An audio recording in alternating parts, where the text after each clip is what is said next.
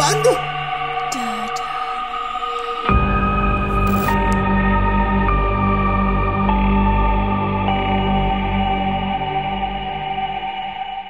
Hello guys, welcome back to Demi.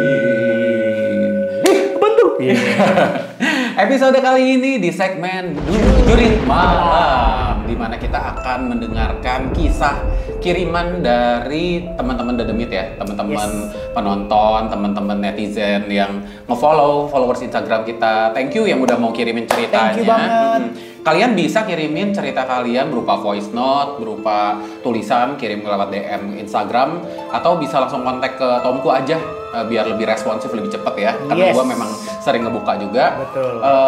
Kita hari ini bakal mendengarkan kiriman, Pep. Ada kiriman dari teman kita. Dari dua orang ya. Iya, tapi satu-satu nih kita Satu-satu baca kita akan dulu. bahas. Oke. Tapi Yang sebelum kita pertama. mulai, jangan lupa di like, di komen, di subscribe. Karena algoritma YouTube sangat menyukainya dan akan membantu kita supaya kita bisa direkomendasikan ke atas. Jadi kalau kalian bisa memencet tombol like, subscribe, dan komen-komen, thank you banget. Iya, kita sangat appreciate banget. Yes. Oke guys, pertama ini kiriman cerita dari Emir. Emir Saha. Emir Ziasari. Tentu judulnya. Ini udah ada judulnya. tentang pengalaman poltergeist. Poltergeist. Oke, siap dengerin? Siap? Mari kita dengarkan ceritanya. Kisah ini saya mulai ketika kami menyewa apartemen di lantai 9, dan menurut kabarnya apartemen kami ini wilayahnya itu katanya angker atau menakutkan.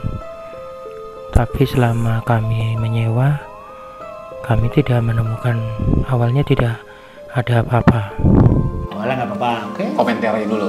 Jadi tadi ceritanya gimana dia sewa apartemen? Sewa apartemen, Lantai katanya 9. tempatnya angker. Tempatnya angker. Dan dia kan ini kami, berarti nggak sendiri ya? Berarti dia satu keluarga ya? Dan di situ awalnya mereka belum Merasakan ada merasakan. apa-apa. Dan gue punya masukan nih buat Ngomongin terlalu deket ya? Bang siapa si Emir. Kayaknya dia bagus bikin channel ASMR. ASMR. Suaranya enak. Suara napasnya dapet banget ya? Oke, kita lanjut dengerin. Lalu tiba-tiba kakak ipar saya tiba-tiba kan awalnya berada di sebuah lorong di lantai 9 juga.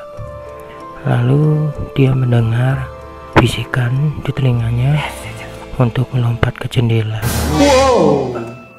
Bisikan bunuh diri. Suruh loncat dari jendela di lantai 9. Emang Demit suka Iya banyak. Jadi banyak gitu juga ya? itu sebenarnya banyak emang yang kalau di apartemen ya, khususnya di apartemen itu memang suka banyak entitas itu yang negatif, yang kalau misalnya lu lagi ada depresi atau lu ada pokoknya lagi pikiran lu lagi gak bagus, itu suka banyak ada yang suruh bunuh diri, suka ada. Makanya kan banyak kan kasus-kasus yang bunuh diri di apartemen itu loncat itu kadang biasanya mereka itu karena dalam kondisi depresi, terus tiba-tiba dapat bisikan kayak gitu. Wow. Kita lanjutin lagi. Bahkan sampai berteriak-teriak katanya. Kan dia ketakutan, dia segera kembali ke kamar, ke ruang apartemen kami di lantai 9. Nah, lalu sedangkan saya sendiri, saya pernah mengalaminya juga, gangguan kalau saya bilang ya gangguan yang serupa tapi sedikit berbeda. Jadi hari Jumat itu malam saya pulang dari kursus evangelisasi sama kakak saya nomor 3. Evangelisasi berarti ini orang ini nih yang pelayanan evangelis. Evangelis itu apa sih, Pak? Evangelis yang Ini bukan sih yang kayak apa ya? Yang kayak melayani keluar gitu ya? iya melayani keluar terus berdakwah gitu ya kayak kali ya. Kayak- Pokoknya nanti berarti Kristen ya? Kayaknya sih Kristen kalau Kristen atau evangelisasi Katolik ya, Kristen atau Katolik ya. Kristen atau Katolik, evangelis itu orang-orang yang melayani keluar dari dan, gereja ya? iya, dan menyebarkan Iya. pesan-pesan agamanya. Oke. Karena saya merasa lelah, saya ingin cepat-cepat segera naik ke apartemen. Tapi ketika kami sampai di parkiran, biasanya kami parkir di basement 1. Ternyata parkiran itu penuh. Akhirnya kami parkir di basement 2. Nah, setelah parkir di basement 2, segera saya berjalan bersama kakak saya, namun saya sedikit mendahului karena saya juga membawa beberapa buku, laptop di ransel saya, dan saya sudah merasa mengantuk sekali. Lalu jadi di sini kondisi mental dia juga udah lagi capek, drain tuh, iya, habis lagi capek. latihan evangelis, terus pulang udah pengen tidur atau iya. udah capek mungkin Kan dia, karena kata lo bilang tadi yang kondisi mental lagi lemah lebih gampang. iya betul, lebih gampang, frekuensinya lagi udah ketemu nih. Coba lanjut ya. Lalu setelah itu saya masuk ke ruang menuju lift. Nah, di ruang menuju lift itu ada meja satpamnya. Itu biasanya ada satpam yang nunggu di situ, ya seperti biasa. Ketika saya masuk, saya berjumpa dengan Pak Satpam yang saya kenal, ya sebut aja namanya Y. Yeah. Terus saya nyapa dia, tapi yang aneh kok dia tuh diem aja gitu, terus tidak ada ekspresi, wajahnya ya biasa-biasa saja. Lalu setelah saya nyapa ya saya cuek aja, saya jalan. Lalu tiba-tiba satpam itu berdiri. Nah, waktu berdiri persis di belakang saya, dan dia tiba buk gitu aja, saya ditendang dan saya melayang. Ditendang? Ini bumper tergesa tuh. Duh, itu tiba-tiba kayak melayang. Berarti Dia ditendang sama si Y. Kayaknya namanya Yoko kayak gitu. Yoko apa Yono nih kayaknya. Terus Tinggi sekali juga. Saya sampai saya bisa berteriak. Saking kejadian itu begitu cepatnya. Begitu cepat. Entah saya jatuh. Terus saya pikir brengsek nih orang. Lalu ketika saya menoleh, ternyata tidak ada siapa-siapa. Wow. ternyata nggak ada siapa-siapa. Ternyata nggak ada. Tapi emang Dia awalnya cuma lihat ada si Y. berarti dia di force power sama. Iya, terus dia tenang sama si Y. Ternyata pas ngeliat nggak ada. Ternyata si Y ini ya Y setan. ini setan. Dengan force power dia Tapi kuat banget ya, sampai menendang, sampai mentalin Iya. orang itu gede banget kok. Dan justru beberapa saat kemudian Pak Satpam dan kakak saya itu lari cepat-cepat mengangkat saya yang sudah jatuh terjerembab di depan lift. Dan anehnya ketika saya ditendang itu, semua badan saya tuh enteng sekali melayang, dan bahkan ketika jatuhnya pun tidak ya terasa sakit, tapi tidak parah gitu. Jadi dia melayang kayak kertas gitu maksudnya, karena kan melayang enteng, bahkan pas jatuh dia nggak sakit. Kita coba dengerin ceritanya, bentar dulu. Tapi kalau gua rasa nih dia ada yang ngejagain. Oke. Bisa jadi ada yang ngejagain, makanya dia pas saat dilempar pun tetap ada yang ngejagain tuh. Sampai jatuhnya pun nggak sampai gebrak gitu. Kalau misalnya celaka kan pasti kena tuh, tapi ini kayaknya tetap ada yang ngejagain. Feeling gue sih ada yang ngejagain. Oke. Kita lihat, dengerin dulu ya ceritanya.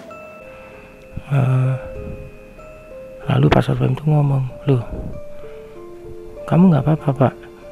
Tadi saya lihat Bapak itu jatuh sampai melayang loh Pak." Cici saya juga berkata demikian. Akhirnya kami bertiga ketakutan dan merasakan mulai ada ketakutan yang luar biasa lah.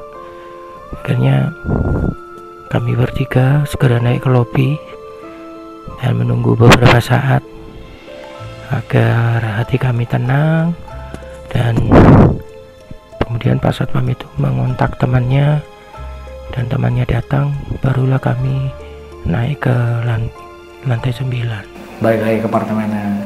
Dan ternyata keesokan harinya saya banyak mendengar cerita akan keanehan-keanehan di apartemen itu.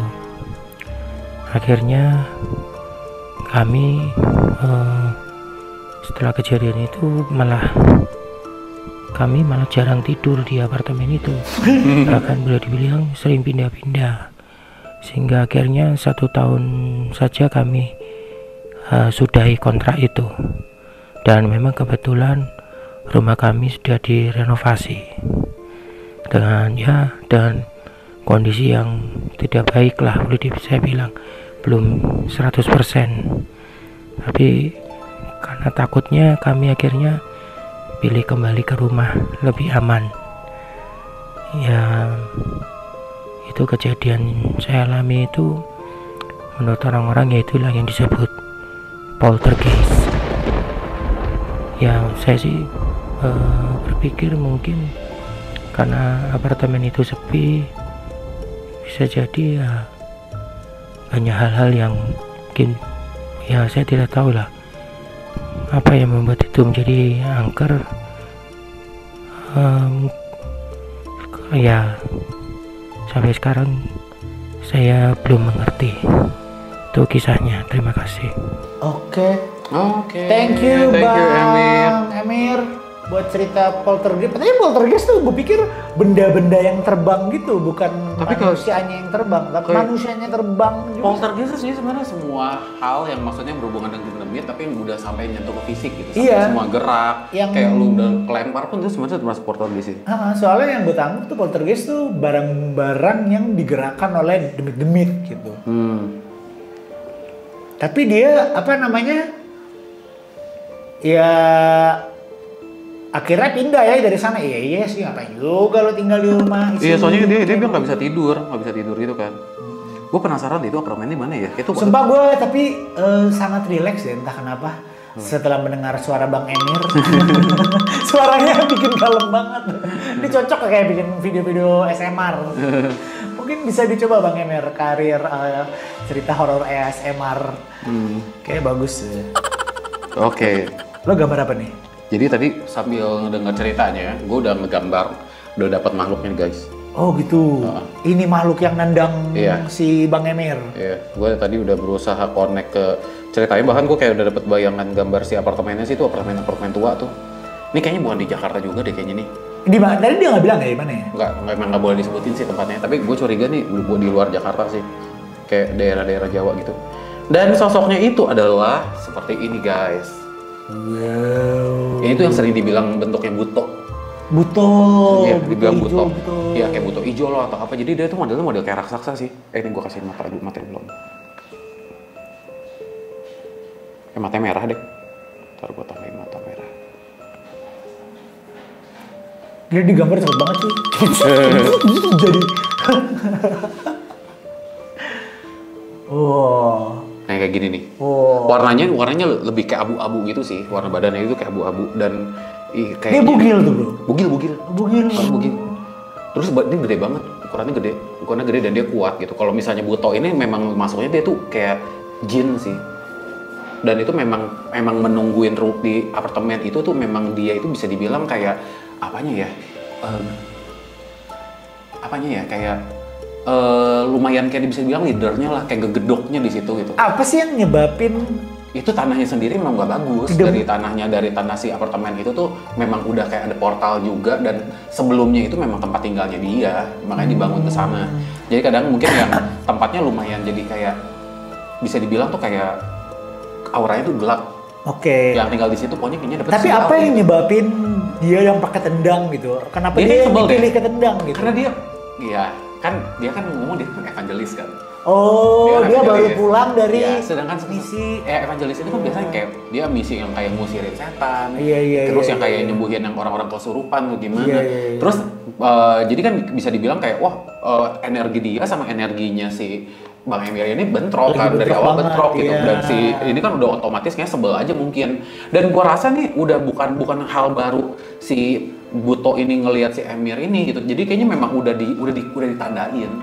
Cuman pada saat itu si Bang Emir tuh lagi kondisinya lagi drop. Ya, Makanya langsung deh lagi capek. ada kesempatan tendang aja gitu. Tapi untung Gitu sih, guys. masih ada pelindung tadi yang lo Iya bilang. tetap ya. Gua Dia- rasa ini ada yang ngelindungin, tetap ada yang ngelindungin. Pas jatuh pun dia Iya. kayak ringan. Iya, katanya entah itu badannya. malaikat atau entah itu pertolongan dari Tuhan, yang pasti sih tidak akan jatuh tergeletak asik. Wih, sedap. Oke guys, Oke, guys. jadi itu cerita pertama dari Jurit Malam kiriman dari Bang Emir. Thank you yang udah kirim. Kalau kalian punya cerita-cerita mistis yang menarik juga, pengalaman pribadi, kalian boleh kirimin ke kita. Nanti kita akan dengarkan, kita bakal react, dan kita akan gambar juga sosok yang ada di dalamnya. Oke, thank you for watching. Jangan lupa di like, jangan lupa di subscribe, jangan lupa di komen guys. See you guys next time. Salam demi. Demi kan mengintai, demi kan menghantu, demi dia mantu, demi apaan tuh hantu.